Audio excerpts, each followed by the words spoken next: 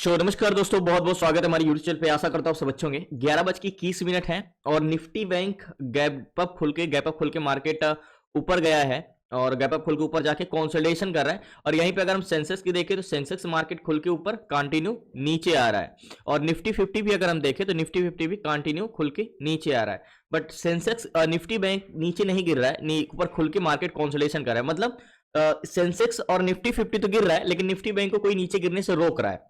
अब 49,200 पे मार्केट चल रहा है और हमें ट्रेड करना है। सबसे पहले तो लास्ट तक बने रहिए, प्लीज आपसे रिक्वेस्ट है, जरूर चैनल को सब्सक्राइब कर लीजिएगा।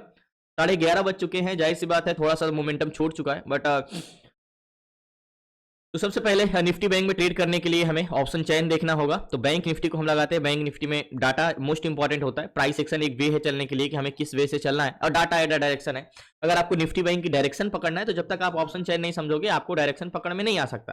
तो सबसे पहले ऑप्शन चेन में हमें सेलर को देखना होगा और उसके बाद हम बायर को देखेंगे। समझ लो, मात्र में मार्केट को समझने के लिए, डायरेक्शन पकड़ने के लिए आपको 2% का माइंड रीड करना है। एक और दो दूसरी है, फर्स्ट एंड सेकंड, कि इन दोनों का मार्केट में सेंटिमेंट क्या है। First person seller and second person buyer. तो इन दोनों पर्सन का माइंड रीड करना है कि इनके माइंड में क्या चल रहा है। तो सबसे पहले हम किसको देखते हैं? सेलर को। सेलर दो टाइप के होते हैं हमारे, एक कॉल सेलर होते हैं, एक पुट सेलर होते हैं। यानी कॉल यानी C and P means put seller. Call seller market को ऊपर जाने से रोकते हैं, पुट सेलर मार्केट को नीचे जाने से रोकते हैं। पुट सेलर क्या क्रिएट करते हैं? सपोर्ट। एंड कॉल सेलर क्या क्रिएट करते हैं? Resistance. Support resistance, support resistance, support resistance. कुछ मार्केट ऐसे ही बिहेव कर रहा है। अब हम पहले हम क्या देखेंगे? फर्स्ट प्योरिटी हमारा होगा सेलर का। सेलर का फर्स्ट प्योरिटी होगा। तो क्या हम इस पे इंटेंशन रखते हैं? तो ऑप्शन चेन को सबसे पहले हमें रिफ्रेश करना होगा। तो सबसे पहले कॉन्ट्रैक्ट कॉल साइड का ग्रीन है। एंड पीसीआर की बात करें तो देखो, आपको बताया जाता है यूट्यूब पे कि पीसीआर 1 पॉइंट चेंजेस होगा या 0 पॉइंट चेंजेस होगा, ये कोई मैटर नहीं करता। मार्केट में पीसीआर 1.30 रहेगा, 1.20 रहेगा तब भी मार्केट गिर जाएगा, और 0.50 या 0.60 रहेगा तब भी मार्केट ऊपर चला जाएगा। मार्केट को चलाने का काम सेलर का नहीं है, मार्केट को रोकने का काम सेलर का। एज एक रेजिस्टेंस क्रिएट करना है, प्रतिरोधक क्रिएट करना। तो टोटली अगर हम यहाँ पे पुट सेलर की बात करें तो पुट सेलर हमारे 20,28,695 यानी पुट सेलर है, ये कॉल सेलर है।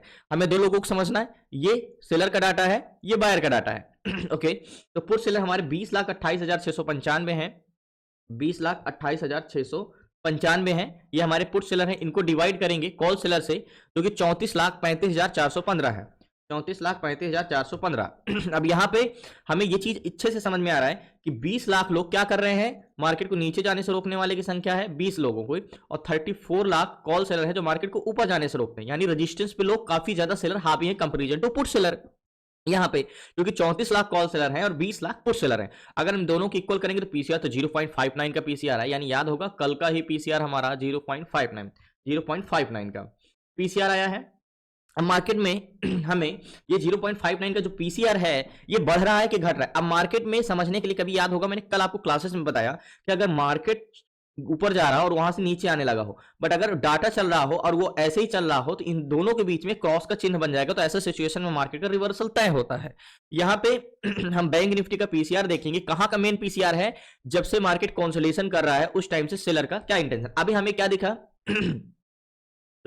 अभी हमें दिखा कि मार्केट में सेलर की संख्या तो बहुत कम है, यानी कॉल सेलर काफी ज्यादा, कॉल सेलर काफी ज्यादा 0.59 का है। अब यहाँ पे हम बैंक निफ्टी का पीसीआर लगाते हैं। अब यहाँ पे पीसीआर देखते हैं कि मार्केट जो है मॉर्निंग में पीसीआर तो ऊपर गया, यानी जब मार्केट खुला तो पीसीआर क्या था? पीसीआर था 0.56 का। ध्यान समझिएगा, ये सारी चीजें इरेज कर देते हैं। जब मार्केट ओपन हुआ तो पीसीआर था 0.56 का। ओके, 0.56 का था। उसके बाद पीसीआर कंटिन्यू बढ़ा, 0.59 का आ गया यहां पे, 0.59 यहां पे। और उसके बाद से मार्केट में क्या हो रहा है? पीसीआर 0.59 ही चला है। मतलब मार्केट में जो सेलर हैं इसके बाद ऐसे गया और इसके बाद ऐसे कंसोलिडेशन करा ऐसे। तो मतलब हमें यह समझ में आ गया कि मार्केट ऊपर गया, मार्केट इसके बाद नीचे आके कंसोलिडेशन करा, लेकिन इसके सेलर नहीं कर रहे। मतलब क्या हो रहा है? कॉल सेलर नहीं ऐड हो रहे हैं मार्केट में और पुट सेलर बढ़ रहे हैं। मतलब मार्केट में सपोर्ट धीरे धीरे मजबूत होता जा रहा है। मार्केट क्या कर रहे हैं? सेलर मार्केट को नीचे नहीं जाने दे रहे हैं। ये चीज हमें समझ में आ गया कि मार्केट को सेलर नहीं डिस इंक्रीज हो रहा है, मार्केट तो गिर रहा है लेकिन पीसीआर नहीं गिर रहा है। ओके, अब हमने ये चीज समझ लिया कि पहली बात तो पीसीआर निगेटिव है, ठीक है, लेकिन मार्केट जब से कंसोलिडेशन किया तो सेलर का कहना है कि हम यहां से मार्केट को नीचे नहीं गिरने देंगे। अब हमें यह समझना है क्या बायर मार्केट को गिरा पाएंगे यहां से, या उनका इंटेंशन गिराने का नहीं, उनका भी इंटेंशन बायर बाइंग करने का है, बोले जाने का। तो लास्ट तक बने रहिए। हमें एक जोन ड्रॉ करना होगा जैसे कि 200 का जोन हो गया, ये बहुत इंपॉर्टेंट जोन हो गया, ये 200 का जोन हो गया, ठीक है। अब मार्केट यहाँ पे सपोर्ट ले रहा है और ये ऐसा हमारा एक बस स्टॉप है, मान के चलो ये एक लाइन है, ये एक बस स्टॉप है और ये एग्जैक्टली हमारा एक बस है। अब एट द मनी में क्या सेलर की इंटेंशन है एक बार हम 49,200 पे कॉल सेलर 26,981 है यहाँ पे, यानी 26,000 यहाँ पे कॉल सेलर हैं जो मार्केट को क्या करते हैं, ऊपर जाने से रोकते हैं, और 49,200 पे पुट सेलर हैं जो कि 20,331 है, ये मार्केट को नीचे जाने से रोकते हैं, ठीक है। अब यहाँ पे मजबूत क्या है, जाहिर सी बात है 26,000 कॉल सेलर की संख्या ज्यादा है, जाहिर बात है यहाँ पे पुट सेलर बढ़ रहे होंगे क्योंकि पीसीआर तो बढ़ रहा है।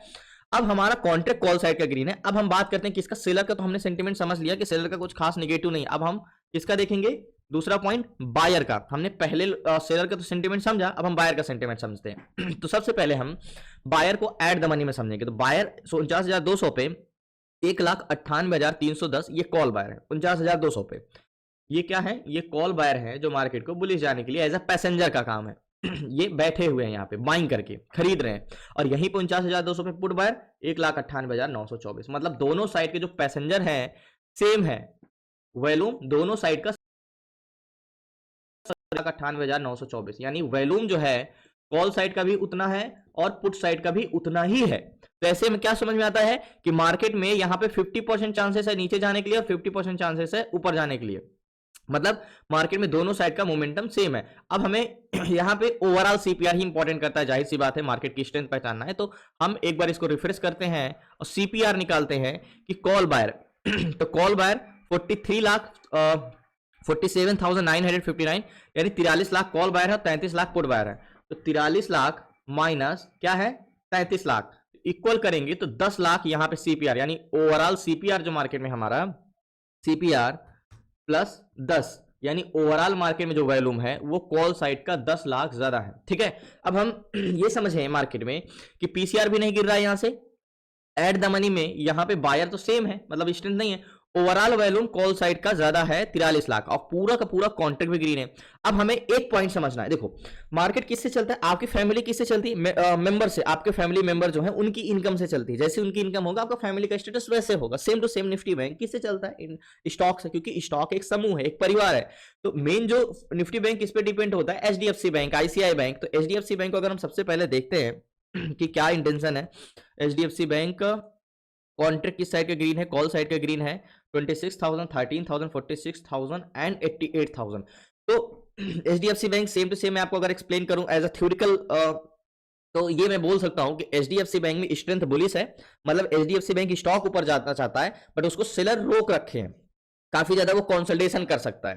तो जैसे मैंने बोला ना कि मार्केट कंसोलिडेशन कर सकता है एचडीएफसी बैंक, और यहाँ पे प्रतिरोधक तो काफी ज्यादा है। एक बार हम एचडीएफसी बैंक का चेंज इन पीसीआर भी देखेंगे। तो मतलब जैसे मैं आपको बोलूं कि आप भागना तो चाह रहे हो बट आपके पैर बंधे हुए हैं, तो आप क्या करोगे, या तो आप रुके रहोगे। अगर आपके पास इतनी स्ट्रेंथ होगी कि आप पैर जो जिससे बंधे आप उसको तोड़ के भाग सकते हो तो बात अलग है, वो कैसे हम स्ट्रेंथ समझ सकते हैं। अगर बायर बहुत ज्यादा स्ट्रेंथ होगी तो सेलर नहीं रोक पाएंगे।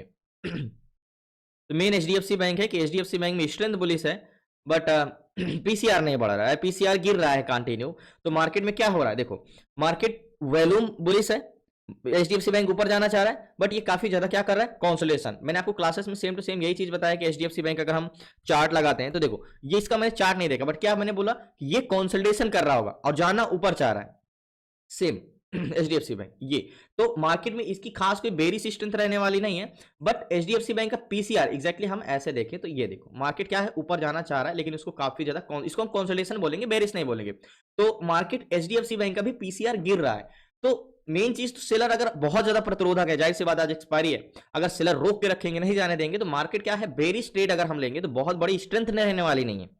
तो यहाँ पे वैल्यूम मेन इंपॉर्टेंट है, किधर का चेंज हो रहा है। अब हम बात करते हैं आईसीआई बैंक का, भी हमने आईसीआई बैंक नहीं देखा। आईसीआई बैंक का क्या है,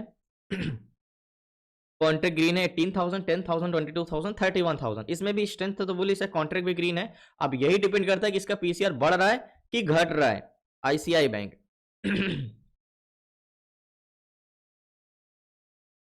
आईसीआई बैंक में मॉर्निंग में पीसीआर अच्छा ग्रो किया था, उसके बाद डाउन हुआ।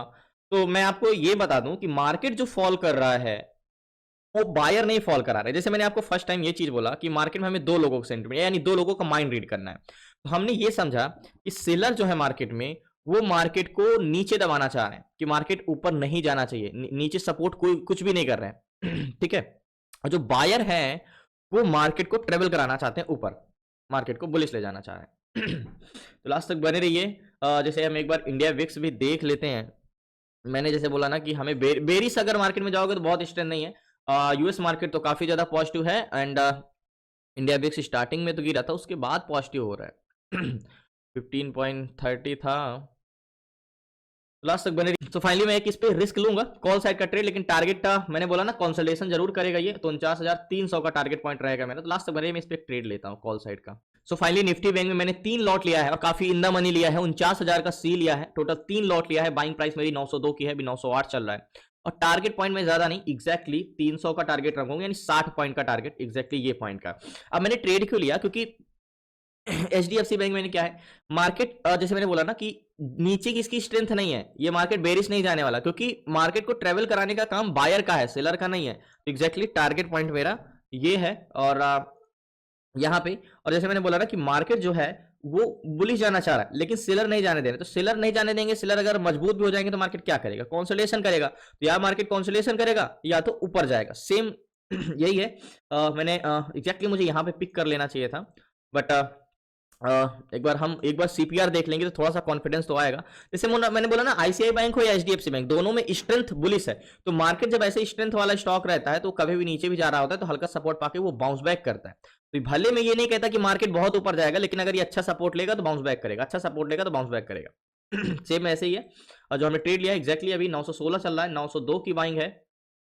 मैंने इन द मनी लिया है क्योंकि मार्केट कॉन्सोलेशन कर सकता है, तो इसलिए मुझे पहले से पता है कि जिस हिसाब से सेलर प्रतिरोधक है मार्केट में, कि वैसे बैंक निफ्टी तो पीसीआर बढ़ा है लेकिन जिस हिसाब से प्रतिरोधक है मार्केट कॉन्सोलेशन कर सकता है। अब हम एक बार सीपीआर और देख लेते हैं। तो याद होगा हमने सीपीआर 10 लाख थे, कॉल बायर ओवरऑल 10 लाख थे। एक बार रिफ्रेश कर लेते हैं बैंक निफ्टी को यहाँ पे कॉल बायर कॉन्ट्रैक्ट पूरा का पूरा ग्रीन है, 34 लाख सॉरी 44 लाख एंड 34 लाख। तो सेम पहले जितना वॉल्यूम था उतने ही कॉल बायर 44 लाख है एंड माइनस करेंगे पुट बायर 34 लाख है, इक्वल करेंगे तो 0.10, यानी सीपीआर जो आया हमारा 10 लाख है। तो 972 चल रहा है, 974 चल रहा है। टारगेट पॉइंट मेरा 300 का है जो मैंने ट्रेड लिया है, अभी 934 चल रहा है। और मैं सोच रहा था यहाँ पे ट्रेड एग्जैक्टली यहाँ पे पिक करता, तो मुझे अभी मैं निकल गया होता यहाँ पे 70 पॉइंट लेके, लेकिन वहां पे मैं एक्सप्लेन कर रहा था और मैं ये चीज देखना चाह रहा था कि क्या स्टॉक में स्ट्रेंथ है कि नहीं। हमने बैंक निफ्टी तो देख लिया कि भाई बैंक निफ्टी सपोर्ट ले रहा है, बार बार सपोर्ट ले रहा है। और एग्जैक्टली 974 970 30 पॉइंट और ऊपर जाता है तो पोजीशन स्क्वायर ऑफ करूंगा। और इसको जाना चाहिए, सपोर्ट लेगा तो ऐसे स्टॉक का डाटा रहता है तो हमेशा बाइंग आती ही आती है। तो लास्ट तक बने रहिए प्लीज नया। तो फाइनली अभी फिर से 78-80 तक होके आया, मात्र 20 पॉइंट टारगेट कराया गया है एंड 84-83 15 पॉइंट बचा है। 300 तक आराम से जाना चाहिए इसको। 300 पे जाता है तो मैं निकाल दूंगा 300 287 290 और इस जोन तक तो जाएगा ही जाएगा 94 थोड़ा सा टारगेट। और जो हमने ट्रेड लिया एग्जैक्टली अभी 936 चल रहा है एंड तो फाइनली थोड़ा सा टारगेट बचा हुआ है एंड 288 थोड़ा सा नीचे आ गया। तो लास्ट तक मेरी 95 90, मुझे पता है ये थोड़ा सा और ऊपर जाएगा इसलिए मैं पोजीशन स्क्वायर नहीं कर रहा हूँ। 297 298 फाइनली टारगेट हिट किया पोजीशन।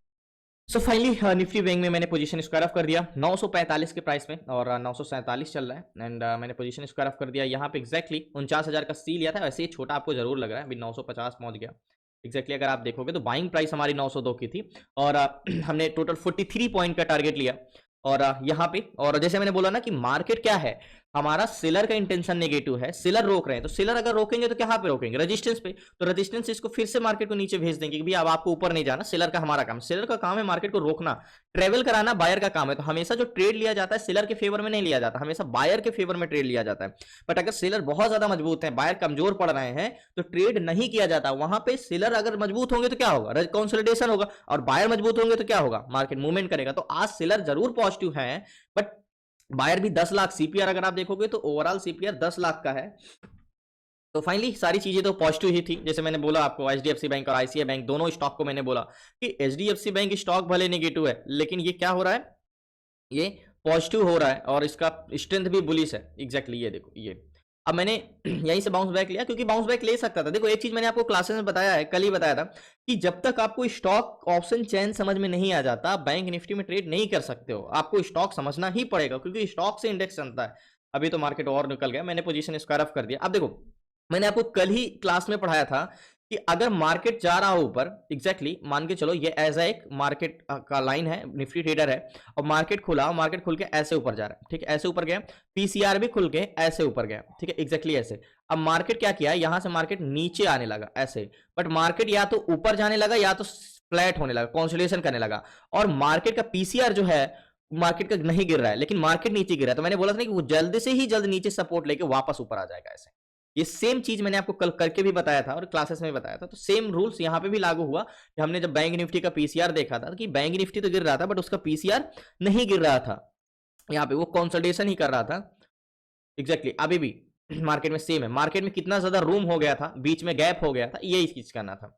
बाकी धन्यवाद आपका, शुक्रिया लास्ट तक बने रहने के लिए। प्लीज आपसे रिक्वेस्ट है, नए हैं चैनल को सब्सक्राइब कर लीजिएगा। आपको जुड़ना है, सीखना है स्टॉक मार्केट से रिलेटेड ए टू जेड सारी चीजें, stock market, stock SIP, ETF SIP, option selling, option buying, A to Z सारी चीजें, तो जुड़ सकते हैं। आपको डिस्क्रिप्शन में नंबर है। धन्यवाद आपका, शुक्रिया एंड जय।